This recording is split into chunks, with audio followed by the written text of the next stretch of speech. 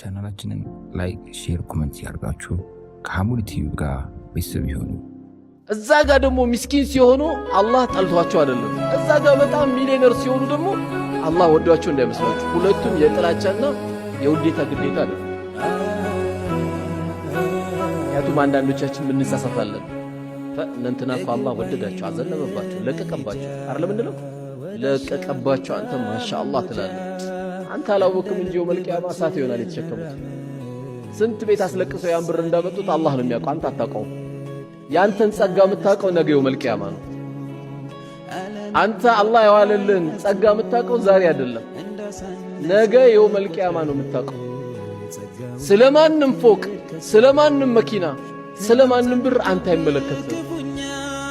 አላህ መልቂያማ የሰው ልጆች 4 ነገር ሳይጠይቁ አያልፉም ተብሏል።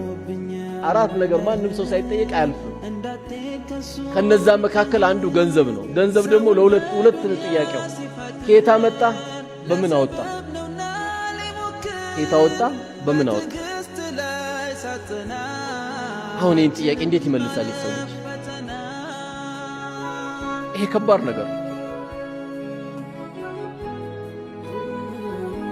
ስለዚህ ስለማንም ሰው ላይፍ ህይወት እኛ እንዳንገባ። ለምን በደከመ ቢሆን ሀብታም መሆን ያለበት ወፍጮ ቤት ጤፍ የሚሸከሙ ነበሩ። 30 ዓመት እስካሁን ለነማዘር ጤፍ ሲያመጡ አይደለም 25 ዓመት 20 ዓመት በእኛ ካልኩሌተር ቢሆን ምንም አዲስ አበባን አያውቅም። አላህ ወደ 10 ፎቅ ሊሰጠው አላህ ለጠላቱ የሚሰጥ የለ እንዴ? ዱንያ ወንድም አይጣብ እንጂ ቀና ይበልልህ፣ ኑር መስሎ ይድልህ። አንድ አዝማሪ የ10 ሚሊዮን ብር መኪና ሊይዝ ይችላል። የያዘ ወንድም ምን አስገረመ? መስጊድ የገባ ቂብላ የገባ አረ አላህ ይልቀቅበት በልና ዱዓ አርግለት። በሽተኛ ነው እኮ የምትሆነው። አሁን ኮቪድ ይባላል። ከኮቪድ ይብሳል ይሄ ትልቅ ኮቪድ ማለት እኮ በወንድም ላይ መቀናት ነው። እንደውም ማጨነቅ ያለብህ መቼ ነው? ወንድም ሲያጣ ህመም ነው አላንተ። ወንድም ካጣ ሚስቱ ትጨነቃለች። ወንድም ካጣ ልጆች ይጨነቃሉ። ፍላጎታቸው መሙላት አትችልም። እኛ ምንቀናናው ጉርጓድ ውሃ በቆፈረው ሰውዬ አይደለም። እኛ ብንቀናናው የቲምን በከደመ ሰውዬ አይደለም። እኛ ምንቀናናው እኛ እዚህ ተቀምጠን። አንዳንዱ እኮ ይገርማል። ሰፈር ሱቅ ላይ ቆሞ እንዴት ቀደመኝ ይላል። መርካቶ ገብተህ ታዲያ ጆንያት መሸከም አትጀምርም እንዴ? ምክንያቱም መላእክት ዶላር ይዞለት እንዲመጣ የሚፈልግ ሰው አለ። እንዲህ ደግሞ የመጣም የለም ወደፊትም አይመጣም። احرص على ما ينفعك واستعن بالله ያሉት ነብዩ አለይሂ ሰላቱ ወሰለም። ለሚጠቅም ነገር ጥረት አድርግ፣ ከዛ በኋላ በአላህ ላይ ተመካን የተባለው። አንተ ጥረት ስላረክ አይደለም። ጥረት ባረገማ ቢሆን በደከመማ ቢሆን ሰፈር ጤፍ የሚያመጣልን እኮ ወፍጮ ቤት ያለው ሰውዬ እኮ 30 ዓመቱ ነው። የሚወጣው ላብ እኮ ቀላል አይደለም።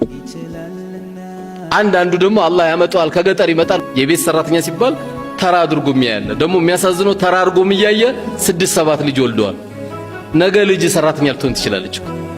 ዛሬ ተከልከው ነገር ግን ነገ ልጅ እዚህ ቦታ እንዳትወርቅ ደግሞ አላህ ይጠብቅልሃል። ብርጭቆ ሰበረሽ ብለ ከደሞዝሽ ይቀነሳል ካልካት፣ ሳህን ሰበረሽ ብለ ከደሞዝሽ ይቀነሳል ካልካት፣ ላ ኢላሃ ኢላላህ። አንተ ንጹህ ምግብ እየበላ ትርፍራፊ የምትሰጣት ከሆነ አልኖርንም።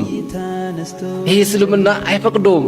እንዳትበላ አንተ ቀድማ አንተ ማድረግ የሚገባው ምንድነው? እቺ ልጅ በልታለች ብለ ለባለቤት መጠየቅ አለበት። እቺ ልጅ ቀድማ መብላት አለባት። ለምን? አላህ ነው እኮ አንተ ቤት ያመጣት። አላህ ነው አንተ ቤት ያመጣት። አላህ ደግሞ ነገሮችን ይገለባብጠዋል። የዘንድሮ ረመዳን የዛሬ ዓመት ረመዳን የነበሩት ወንድሞች ዘካ አሰልፎ የሚሰጡ ነበሩ። ወላሂ ግን የሚገርማችሁ የዛሬ ዓመት የነበራቸው ሰዎች ዘንድሮ ዘካ እየጠበቁ ነው። ሊቀበሉ ነው እኮ ሊሰጡ አይደል? ሊቀበሉ። ይሄን ነው የምንኮራበት ዱንያ። ነገሮች ይለዋወጣሉ። ይሄን ነው ሁላችን ማሰብ ያለብን። ስለዚህ አነስ ኢብኑ ማሊክ 10 ዓመት እጫላሉኝም ኡፍ አላሉኝም ስንል እኛስ ቤታችን ያለችው መርየም፣ እኔ ቤት የመጣችው፣ አንተ ቤት የመጣችው ፋጡማ፣ አንቺ ቤት የመጣችው ከድጃስ ቤተሰብሽ ናት፣ እህትሽ ናት። አንቺ ሰራተኛ አይደለሽም እህቴ ናሽ ነው ማለት ያለብን።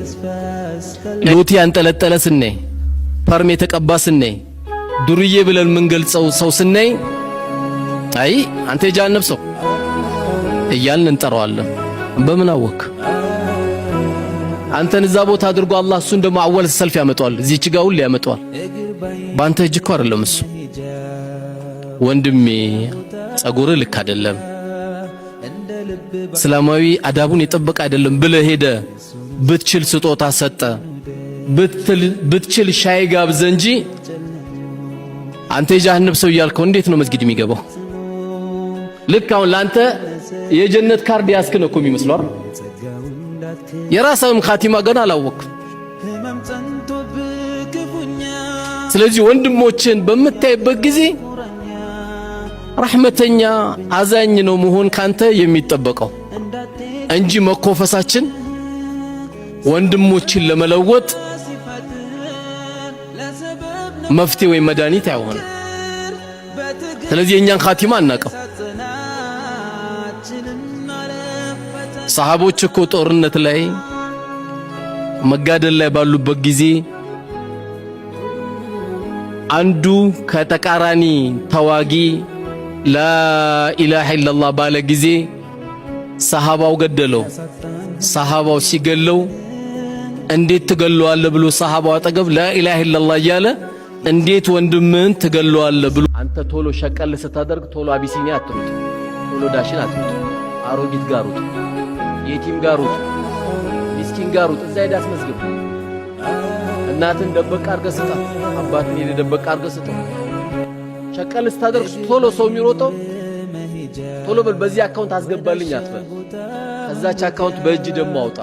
የሆኑ ሰዎች እንደዘይራቸው አንተና አላህ ብቻ የምታውቃቸው ሄዳ አንኳክተህ ብትችል ፊትን ሸፈነ። ምክንያቱም ለነሱ መስጠት ኩራት አይደለም፣ ስጦታ ነው። ስጦታ ነው። ያ የተንሻፈፈች ጫማ የምትለብስ አሮጊት ካለች፣ ያ የተንሻፈፈች ምንም ልብስ የሌላት አክስት ካለች ኃይለኛ ዝግ እንደዘጋ እሷ ጋር ሩጥ። አክስትም እናትህ ናት።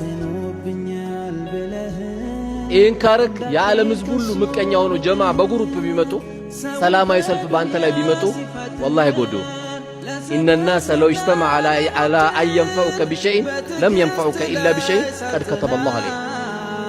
የሰው ልጆች ሁሉ አንተን ንጉዳ ብለው ተሰባስበው ቢመጡብህ አላህ ትጎዳለህ ብሎ ካልጻፈ ማንም አይጎዳም።